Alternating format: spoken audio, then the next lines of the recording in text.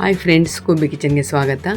ಇವತ್ತು ಮಂಡಕ್ಕಿ ಚಿತ್ರಾನ್ನ ಅಂತಾರೆ, ಕೆಲವರು ಮಂಡಕ್ಕಿ ಉಸ್ಲಿ ಅಂತಾರೆ. ನೀವು ಯಾವ ಥರ ಹೇಳ್ತೀರ ಕಮೆಂಟಲ್ಲಿ ತಿಳಿಸಿ.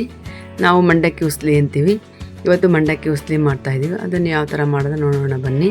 ಇವಾಗ ನಾನು ಚಿಕ್ಕ ಜಾರ್ ತೊಗೊಂಡು ಒಂದು ಗಡ್ಡೆ ಬೆಳ್ಳುಳ್ಳಿ, ಆಮೇಲೆ ಸ್ವಲ್ಪ 1 ಇಂಚಷ್ಟು ಶುಂಠಿನ ತುರ್ಕೊಂಡಿದ್ದೀವಿ. ಇದನ್ನು ಜಾರಿಗೆ ಹಾಕ್ಕೊಂಡು ಒಂದು 6-7 ಹಸಿಮೆಣಸಿನ್ಕಾಯಿ ಹಾಕ್ಕೊಂಡು 1 ಟೇಬಲ್ ಸ್ಪೂನಷ್ಟು ಉಪ್ಪು ಹಾಕ್ಕೊಂಡು ಇದನ್ನು ತರಿಯಾಗಿ ರುಬ್ಕೊಳ್ಳೋಣ. ಈ ಥರ ರುಬ್ಕೊಂಡು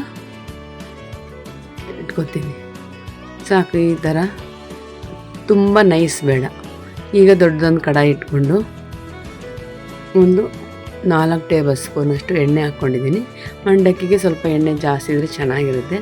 ಇವಾಗ ಅರ್ಧ ಟೇಬಲ್ ಸ್ಪೂನ್ ಸಾಸಿವೆ, 2 ಟೇಬಲ್ ಸ್ಪೂನ್ ಜೀರಿಗೆ, 1 ಟೇಬಲ್ ಸ್ಪೂನು ಕಡಲೆಬೇಳೆ, ಉದ್ದಿನಬೇಳೆ, 2 ಟೇಬಲ್ ಸ್ಪೂನಷ್ಟು ಕಡಲೆಬೀಜ ಹಾಕ್ಕೊಂಡು ಎಣ್ಣೆಯಲ್ಲಿ ಚೆನ್ನಾಗಿ ಫ್ರೈ ಮಾಡ್ಕೊಳ್ಳೋಣ. ಮೀಡಿಯಮ್ ಫ್ಲೇಮ್ ಇಟ್ಕೊಂಡು ಚೆನ್ನಾಗಿ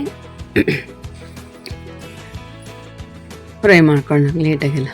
ಆಮೇಲೆ ಸ್ವಲ್ಪ ಕರಿಬೇವಿನ ಸೊಪ್ಪು, ಒಂದೇ ಒಂದು ಟೊಮೊಟೊ ತೊಗೊಂಡಿದ್ದೀನಿ, ನಿಂಬೆಹಣ್ಣು ಒಂದು 4 ದೊಡ್ಡ ಸೈಜು ಈರುಳ್ಳಿ ತೊಗೊಂಡಿದ್ದೀನಿ, 1 ಕ್ಯಾರೆಟ್ ತುರಿದಿಟ್ಕೊಂಡಿದ್ದೀನಿ. ಟೊಮೊಟೊ ಇಷ್ಟ ಇದ್ದರೆ ಹಾಕೋಬೋದು, ಬೇಡ ಅಂದರೆ ಬೇಡ. ಚೆನ್ನಾಗಿರುತ್ತೆ ಗ್ರೇವಿ, ಚೆನ್ನಾಗಿರುತ್ತೆ ಗೊಜ್ಜು. ಈಗ ನಾನು ಕರಿಬೇವಿನ ಸೊಪ್ಪು ಹಾಕ್ಕೊಂಡು ಅದನ್ನು ಸ್ವಲ್ಪ ಬಾಡಿಸ್ಕೊತೀನಿ. ಕ್ಯಾರೆಟ್ ಹಾಕಿದ್ರೆ ಚೆನ್ನಾಗಿರುತ್ತೆ, ಟೇಸ್ಟು, ಆರೋಗ್ಯಕ್ಕೂ ಒಳ್ಳೆಯದು.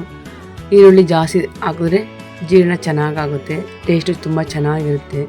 ಹಾಗಾಗಿ ನಾನು 4 ದೊಡ್ಡ ಸೈಜು ಈರುಳ್ಳಿನ ಚಿಕ್ಕದಾಗಿ ಕಟ್ ಮಾಡಿ ಹಾಕ್ಕೊಂಡಿದ್ದೀನಿ. ಅದನ್ನು ಎಣ್ಣೆ ಚೆನ್ನಾಗಿ ಫ್ರೈ ಮಾಡಿಕೊಂಡು ಆಮೇಲೆ ಅರ್ಧ ಟೇಬಲ್ ಸ್ಪೂನು ಅರಿಶಿನ ಪುಡಿ ಹಾಕ್ಕೊಂಡು ಅದನ್ನು ಚೆನ್ನಾಗಿ ಮಿಕ್ಸ್ ಮಾಡ್ಕೊಳ್ಳೋಣ. ಈ ಥರ ಮಾಡಿ ಚೆನ್ನಾಗಿರುತ್ತೆ. ಬ್ರೇಕ್ಫಾಸ್ಟಿಗೆ ಮಕ್ಕಳು, ದೊಡ್ಡವರು, ಚಿಕ್ಕವರು ಎಲ್ಲರೂ ತಿನ್ಬೋದು. ಲಂಚ್ ಬಾಕ್ಸಿಗೂ ಚೆನ್ನಾಗಿರುತ್ತೆ. ಟೊಮೊಟೊನೂ ಹಾಕ್ಕೊಂಡು ಚೆನ್ನಾಗಿ, ಟೊಮೊಟೊ ಹಾಕೋದ್ರಿಂದ ಗ್ರೇವಿ ಚೆನ್ನಾಗಿರುತ್ತೆ. ಇಷ್ಟಿದ್ರೆ ಹಾಕ್ಕೋಬೋದು, ಬೇಡ ಅಂದರೆ ಬೇಡ. ಆಮೇಲೆ ಕ್ಯಾರೆಟು ಆರೋಗ್ಯಕ್ಕೆ ಒಳ್ಳೆಯದು, ಕಣ್ಣಿಗೆ ಒಳ್ಳೆಯದು. ಮಂಡಕ್ಕಿ ತಿಂದರೆ ಕೆಲವರು ಜೀರ್ಣ ಆಗಲ್ಲ ಅಂತ, ಮಂಡಕ್ಕಿ ಕೆಲವರು ಇಷ್ಟಪಡಲ್ಲ ಮಂಡಕ್ಕಿ ಚಿತ್ರಾನ್ನ. ಕ್ಯಾರೆಟ್ ಈ ಥರ ಎಲ್ಲ ಹಾಕಿ ಮಾಡಿದ್ರೆ ತುಂಬ ಚೆನ್ನಾಗಿರುತ್ತೆ. ಈಗ ನಾನು ಒಂದು ಸ್ವಲ್ಪ ಉಪ್ಪು ಹಾಕಿ ಮಿಕ್ಸ್ ಮಾಡ್ಕೊತಾ ಇದ್ದೀನಿ.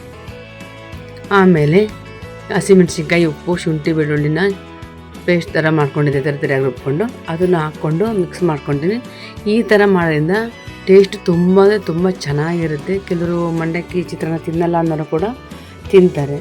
ಆಮೇಲೆ ಒಂದು 3/4 ಬೌಲಷ್ಟು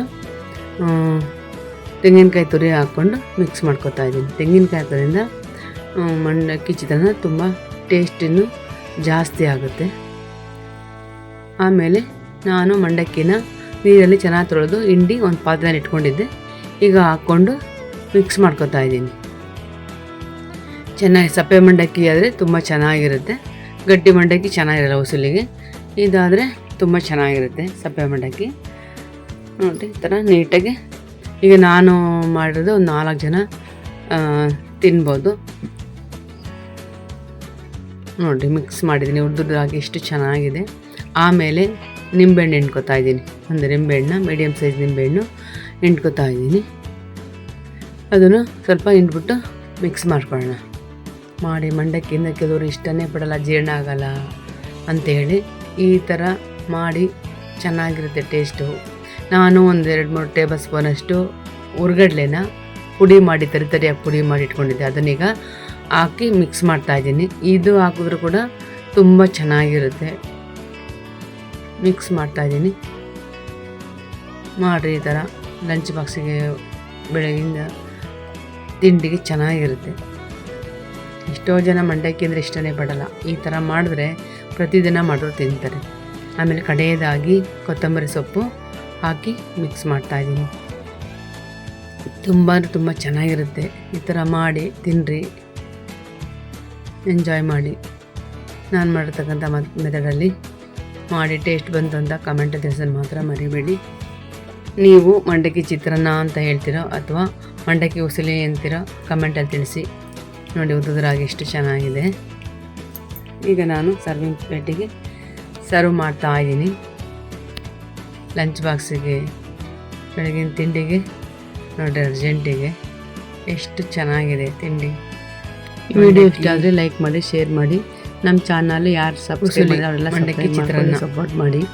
ಮುಂದಿನ ವಿಡಿಯೋ ಎಲ್ಲರಿಗೂ ಮತ್ತು ಬೋಂಡ ಮತ್ತು ಸೌತೆಕಾಯಿ ಜೊತೆ ಸರ್ವ್ ಮಾಡಿದ್ದೀನಿ.